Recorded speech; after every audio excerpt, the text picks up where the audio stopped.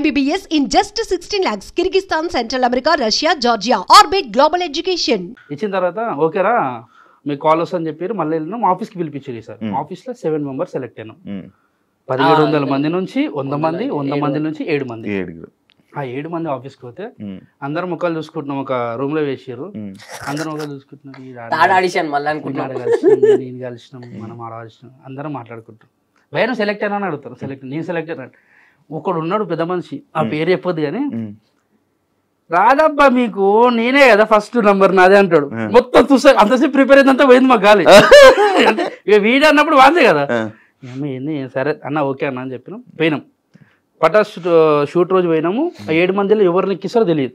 అదొక సస్పెన్స్. అందరినీ ప్రిపేర్ అయితే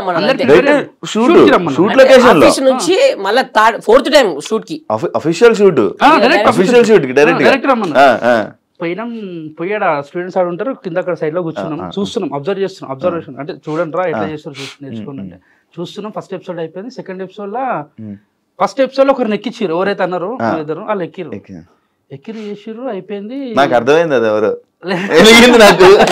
నాకే లేదు, నాకు గుర్తులేదు. లైటర్ ఉంటాయి అబ్బాయి కింద పెట్టుకో తీసుకొని. అయితే వెలిగింది అంటున్నారు. అయితే వాళ్ళు చేసిర్రు. చేసిన తర్వాత నెక్స్ట్ ఏం చేసిర్రు, వేరే వాళ్ళని ఎక్కించామన్న టైంలో సంతోషాన్ని వచ్చేమని అంటే, సంతోషంలో సాయన్న వీళ్ళందరూ సీనన్న ప్రసన్న అన్న వాళ్ళు ఆగండి అని చెప్పి మమ్మల్ని ఎక్కించారు సడన్ గా. మీరు ఎక్కడ అన్నాడు. అమ్మో ఎక్కడ అంటాడు, 100 మంది స్టూడెంట్స్ ఉన్నారు. తిప్పు మొత్తం చుట్టూ కెమెరాలు ఉన్నాయి. మొత్తం లైటింగ్ ఇట్లనే ఉంది. జుమ్ అంటున్నా కళ్ళు అసలు ఏం అర్థమైతలే. ఒకటే స్టేజ్ ఎక్కి ఏమనగానే ఎక్కినాం. వెళ్ళి ఆడొకటి ఈడొకటి పెట్టి, అరే నువ్వు వీడు ఉండాలి, నువ్వు వీడు ఉండాలి, మార్క్స్ నిలబడి చేసుకోండి అన్నాడు. వాళ్ళు ఇచ్చింది తప్ప అంతా తిరిగినాం మేము. అలా నిలబడలే, మొత్తం తిరిగినాం, మొత్తం వాడుకున్నాం. అంటే వాడుకోమని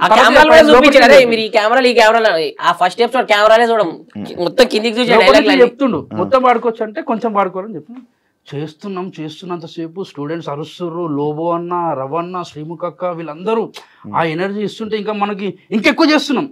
10 నిమిషాలు అనుకున్నది 14 నిమిషాలు చేసేసినాం. అందరు వచ్చిన తర్వాత గట్టిగా వచ్చి రవణ పట్టుకుని, శ్రీముఖక్క పట్టుకుని, లోబోన్ అయితే గట్టిగా పట్టుకుని, అరే ఇప్పుడు చెప్తున్నా గుర్తుపెట్టుకొని బేటా, మీరు కొన్ని సంవత్సరాల తర్వాత మీరు కరోడ్పడి అంటే కోటీశ్వరుడు అయ్యేంత రేంజ్ కి మీరు ఎదుగుతారా అని చెప్పి అన్నాడు. నాకు అంటే ఉన్నట్టుండి అందరు సెలబ్రేట్ అంటే వాళ్ళ ఫోటోల కోసం మనం పోతుంటే అటువంటి వాళ్ళు వచ్చి మనం పట్టుకోవడం అవన్నీ చూస్తుంటే మాకు చెప్పాలంటే కాలు చేతులు అనుకున్నాయి. చేతులు గట్టి పట్టుకురు. అనౌన్స్మెంట్ చేసిర్రు, ఈ బెస్ట్ పర్ఫార్మర్ ఈ షోకి మీరే అని చెప్పి ఇచ్చిర్రు. అమ్మాయ్యా ఇంకా సెట్ రాబోయ్ లైఫ్, ఇంకా వెనకదేరే అవసరం లేదనుకొని మళ్ళీ డైరెక్ట్ ఇంటికాడికి పోయి పాల ప్యాకెట్లే జాడికాడలే జా అని చెప్పి మా అమ్మ పక్కన పెట్టిన. టీవీలో టెలికాస్ట్ అవుతుంటే మా చుట్టాలు గిట్టాలు చూసి మా అమ్మ ఫోన్ చేస్తారు. ఏం చేస్తుంది మీ కొడుకు గట్టెట్టు పోయిన టీవీలోకి పోయిన చదువుకుంటలేడు అది అంటే, వాడు ఫెయిల్ అని చెప్పి ఇవ్వని తెలుసు అక్కడ. అయితే చేస్తుంటే కొందరు మంచి అన్నారు, కొందరు చెడ్డ అన్నారు. ఇండస్ట్రీ ఎందుకు చెడిపోతారు అని కొందరు అన్నారు. కొందరేమో మంచిగా ఉంటే చేసుకోని చెప్పి కొందరు అన్నారు. పాజిటివ్ కొంతమంది ఇండస్ట్రీ గురించి తెలియదు, కొంతమంది మాట్లాడతారు. కొంతమందికి ఏమో ఇది ఎదుగుతుండేమో అని కుళ్ళుతో కొంతమంది చెప్తారు. ఎవరి ఇష్టం. ఇప్పుడు చిన్నపిల్లలు కదా ఏజ్, 18 అనుకున్నాను. మీ ఇద్దరు వచ్చారా? మీ ఇద్దరు సొంత అన్నదమ్ములు అనుకున్నారు తెలుసు. బావ బొమ్మర్దులు, నేను బావని వాడు బొమ్మరు. బావ బామర్దులు, ఇద్దరు బావ బామర్దులు. మా మమ్మీ వాళ్ళ బ్రదర్ వీళ్ళన్న. మా డాడీ బే, మా అన్న కాదు. ఉన్నట్టుండి బ్రదరు మమ్మీ అనగానే ఇంగ్లీష్ వచ్చింది. ఏం లేదు, మా అమ్మ వాళ్ళ అన్న ఉంటాడా వీళ్ళు అయ్యా. క్లారిటీ వచ్చింది. ఏతులు పోకు మూతులు నాకంటారు. నీకు వచ్చిన తెలుగు మాట్లాడచ్చు. అది చిన్నది ఉంటుంది, జిమ్మిక్ ఇంగ్లీష్ మాట్లాడదు. అడిగే వల్ల మీ ఇద్దరిది పెర్ఫార్మెన్స్ బాగుంది, మీ ఇద్దరు అన్నదమ్ముల చాలా మంది అన్నదమ్ములే ఫిక్స్ అయిపోయారు. లైఫ్ స్టార్ట్ అయింది. ఇంకా అప్పటిదాకా మేము క్యాటరింగ్ పని చేసిన వాళ్ళం, మార్కెట్ లో పని చేస్తుంటే, వాటర్ బాటిల్ చేస్తుంటే, ఇంకా చాలా పనులు చేస్తున్నాం. ఒక రోజు మేస్త్రి పని దానికి కూడా ఇద్దరు కలిసి వెళ్ళేవాళ్ళు. నేను తీసుకుని వచ్చి ఎడికంటే అడిగి ఇంట్లో కూడా ఇప్పుడు సెటిల్ అయిందని చెప్పారు. మంచి వాడు గుర్తు పెట్టుకోడు భయ్యా చెడు. అయితే వీళ్ళ మమ్మీ మస్తు తిడుతుండే. అంటే వీళ్ళని తిడుతుండే, నేను వెనకాల ఉంటుండే. కానీ నాకే తిడుతుంది, నాకు అర్థమవుతుంది. కానీ నేను నవ్వుకుంటూ నన్ను తిట్టారు కదా. అంటే అల్లుడు అంటే కొంచెం రెస్పెక్ట్ ఇస్తారు కదా. అయితే అప్పుడు స్టార్ట్ అయిన లైఫ్ ఇక మాది. ఏడ చూసిన స్టూడెంట్స్ మంచిగా ఫోటోలు దిగుతారు, అది చేస్తారు ఇది చేస్తారు, అల్చేలు. ఇక ఆ పైలో ఈ పైలో హైదరాబాద్లో ఉన్న వాళ్ళు మంచి మంచి వాళ్ళు అందరూ ఇంటికి పిలిపించుకోరు. మన ఇంటికి వస్తుండే. ఇక గల్లీలో ఏడ పోయినా కానీ అరే ఈ పోరాలు అంటే ఒక పేరు బ్రాండ్ తెచ్చుకున్నారు, బిందాస్ బ్రదర్స్ బ్రదర్స్. చెప్పి అప్పట్లోగా మనకి ఈ టిక్ టాక్ లు అప్పట్లో డబ్ స్మాష్ వీడియోస్ ఉంటాయి, దాంట్లో మనకి మస్తు వైరల్ అవుతుండే. ఏదంటే మా కాలేజ్ మా ఫ్రెండ్ ఏ ఫ్రెండ్ తెలుసా, మా ఫ్రెండ్ ఇట్లాంటి పంచెస్ ఉంటే అన్ని వైరల్ అవుతుండే. కాలేజ్ స్టూడెంట్స్ అందరు చేస్తుండే, మాకు చూసి మాకు ఆనందం వస్తుంది, అరే ఏం చేస్తుంటీరా అది అని చెప్పి. కానీ వాళ్ళు అనుకున్నది ఒక లైఫ్ ఏంటంటే, అబ్బా వీళ్ళు ఉన్నట్టుండి పేరు వచ్చింది వీళ్ళకి, వీళ్ళు ఇంక ఎదిగిపోయారు, వీళ్ళు రిచ్ లైఫ్ అనుకుంటారు. కానీ ఎక్కడ గొంగడు అక్కడ అని చెప్పి ఎవరికి తెలియదు.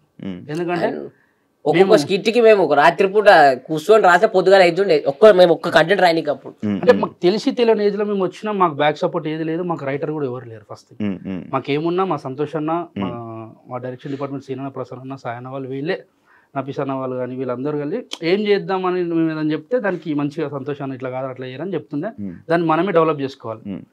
అట్లా చేస్తున్నాం, అవుతుంది, జీవితం ముందరికి వెళ్తుంది. ఇంక ఉన్నట్టుండి బయటకు వెళ్ళేసరికి ఒక్కొక్కరు ఏమనుకుంటుంటారు, వీళ్ళు బలిసిన వాళ్ళు రా, వీళ్ళకి మంచి పైసలు ఈ కొడుకుల కేంద్ర ఇట్లా మాట్లాడుతారు. డబ్బులు అనేది నీకు ఆ టైంలో మాకు ఎపిసోడ్కి ఎంతో తెలుసు డార్లింగ్, 2000 ఒక్కరికి, నీకు 2000 నీకు 2000. దాంట్లో మనకి కట్ అయితే 1800 వస్తాయి, అది మనకే వస్తాయి మళ్ళీ. అప్పుడు పేమెంట్ అది. అయితే బయటికి తెలియదు ఎవరికి, వీళ్ళు బలిసిన వాళ్ళు ఇలాగే మస్తు అనుకుంటుండే. సెలబ్రిటీ ఫేమస్ అంటే ఇంకేంది, వచ్చి ఫోటోలు దిగుతుండే. మళ్ళీ అప్పుడు ఏంది తెలియని వాళ్ళు మన దోస్తులు అల్లీలు వస్తున్న కార్ తీసుకొని అమ్మాయిలు మెసేజ్ పెడుతుండే, మీరు ఫస్ట్ ఫేమస్ చెప్తా. పెద్ద టాస్క్ ఏం తెలుసు, అమ్మాయిలు మెసేజ్ చేస్తుండే, ఒక పెద్ద పేరగా పెడుతుండే, సగం చదువుతుంటే నాకు సగం రాకపోయి ఏం పెట్టింది అర్థం కాకపోయి నేనేం పెడుతుంది, అంత పెద్ద పెడితే నేను ఆయన పెడుతుండే,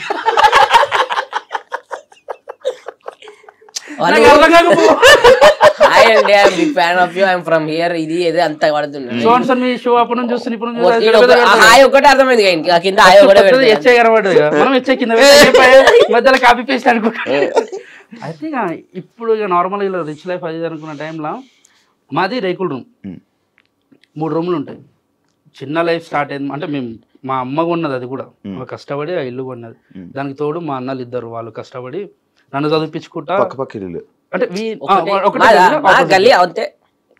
బాలాజీ నగర్ సికింద్రాబాద్ లో ఉంటుండే, వీడు వేరే దగ్గర మేదీపట్నం, వీళ్ళది బాలాజీ నగర్ లో ఇల్లుంది ఓన్. ఇక్కడికి వచ్చేసారు వీళ్ళు, ఇక్కడ షాప్ పెట్టుకొని వీళ్ళు ఉన్నారు ఇక్కడ సెట్, అంటే వీళ్ళు సెటిల్ అయ్యారు. షాప్ మనది ఏంటంటే ఇక్కడ మా బాబాయ్ దగ్గరికి మా మమ్మీ పనికి వెళ్తుండే, మా అన్నది షాప్ బైక్ మెకానిక్ షాప్ లో పనిచేస్తుండే, మా చిన్ననేమో కార్ డ్రైవింగ్. అట్లా ఓవర్ ఫిల్ వాళ్ళు ఉన్నారు, అంటే చేసుకుంటున్నారు చిన్నగా, చాలా చిన్నగా స్టార్ట్ చేస్తాం. అయితే ఇక మనది ఇప్పుడే నీతో తిరిగి ఇట్లా మనకు రేకుల రూమ్ ఉంటుండే, వాన పడితే నీళ్ళు ఇంట్లోకి వస్తుండే, అదంతా కథ చెప్పుకుంటే ఏంటంటే అరే ఇంకెన్ని రోజులు రైవే చెప్పుకొని బతుకుతారని అనుకుంటారు. కానీ బతినోనికి తెలుసు ఆ ప్రాబ్లం ఏందో. ఎదుటికి ఏముంటుంది అంటే ఎవరు కష్టపడతలేదు, ఎవడైనా కష్టాలే పడతారు అంటే ఎవరి కష్టం మనకే తెలుసు, నీ కష్టం నాకు తెలియదు, నా కష్టం నీకు తెలియదు. నా దృష్టిలో ఏంటంటే ర్యాంకర్ షో అంటే వాడే తోపురా, వాడేది మంచి కార్లో తిడతారు, ఏసీ కార్లా, నలుగురు ఇంటర్వ్యూ చేస్తారు, డబ్బులు వస్తాయి, మంచిగా ఉంటుంది.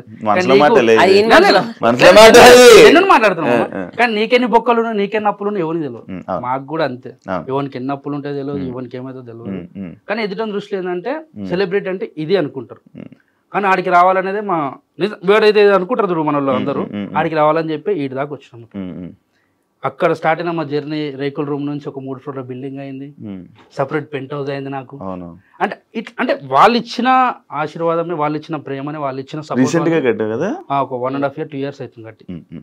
దానివల్ల మేము వీడి దాకా ఉన్నాం. వీడు ఒక మంచి కార్ తీసుకొని వీడు హ్యాపీగా ఉన్నాడు. వాడి క్వశ్చన్ కూడా నువ్వే చెప్పే ఆన్సర్లే, అంటే మళ్ళీ వాడు చెప్తే నా భయం అయితే ఏం చెప్పేసాడు, నీరేం చెప్పలేరా. ఇక్కడ దాకా లైఫ్ బాగుంది, కానీ ముందేమైతే తెలియదు. నీ జర్నీ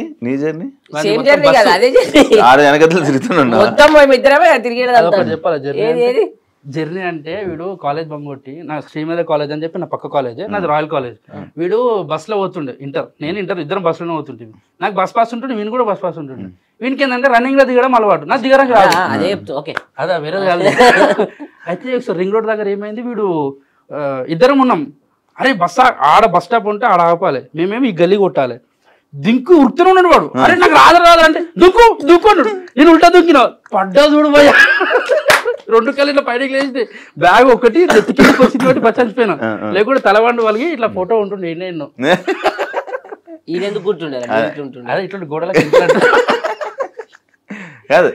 మీకు పటాసులో బాగా సపోర్ట్ చేసింది ఎవరు అంటే, లైక్ ఇప్పుడు యాదమరాజు మీతోనేనా బ్యాచ్? మీతో సెలెక్ట్? మా ముందు ఆడిషన్ అన్నది సీనియర్స్ వాళ్ళు వాళ్ళంతా సద్దం అన్న, రాజన్న, హరన్న, ఫస్ట్ బల్వీర్ అన్న, హరన్న, సంజయ్ అన్న, తర్వాత రాజన్న, సద్దం అన్న. ఈ బల్వీర్ బ్రోది నేను విన్నది పాట కాదు, మిమ్మల్ని తీసుకొచ్చింది ఆయనే అనుకున్నట్టు నేను విన్నాను అప్పట్లో. లేదు, మాకు హరన్న, సంజయ్ అన్న ఒక రోజు పెట్రోల్ అంటే మాది వాళ్ళ బండిలో పెట్రోల్ అన్నపూర్ణ పక్కన పెట్రోల్ అయిపోతుంది. జెన్యున్ చెప్తున్నా, బండి నొక్కుంటూ పోతారు ఇద్దరు. మేము అప్పుడు అన్నపూర్ణ గేట్ చుట్టూ తిరుగుతున్నారు టైం అంటే ఈ ఆడిషన్ ఎట్లా అవన్నీ తెలుసుకోవడానికి. కనబడ్డారు, వీళ్ళేంద్రా సెలబ్రిటీ అని బండి నొక్కుంటూ పోతారు అని చెప్పి ఇట్లనే చూసినాం. వాళ్ళు ఇట్లనే చూస్తారు. అన్నా నమస్తే అన్నా ఉరికినాం. అన్న ఏమైందని అంటే బండిలో పెట్రోల్ లేదంటే, అన్న బండిలో పెట్రోల్ తెచ్చేయాలని. మా బండిలో లేదు ఫస్ట్, అలా తెచ్చేయాలని చెప్పి పెద్దగా మేము అంటే లేదే తమ్ముడు అంటే, సార్ నువ్వు టీడీపీ ఆఫీస్ ఆపోజిట్ లో మన మల్లెమల్ల ఉంటుంది, ఆడ దాకా నువ్వుకుంటున్నా మన్నెమ్మనే. అన్న ఎట్లా రావాలన్నా దీనికి అదన్నా ఇదన్నా అన్ని అడుగుతుంటే ప్రతి ఒక్క దానికి ఓపికతో ఆన్సర్ చేసి మాకు నంబర్ ఇచ్చి ఈ టైంలో ఆడిషన్ ఉంటాయని చెప్పిందే హరన్న, సంజయ్ అన్న. వాళ్ళు చెప్పినందుకే ఈడున్నాం.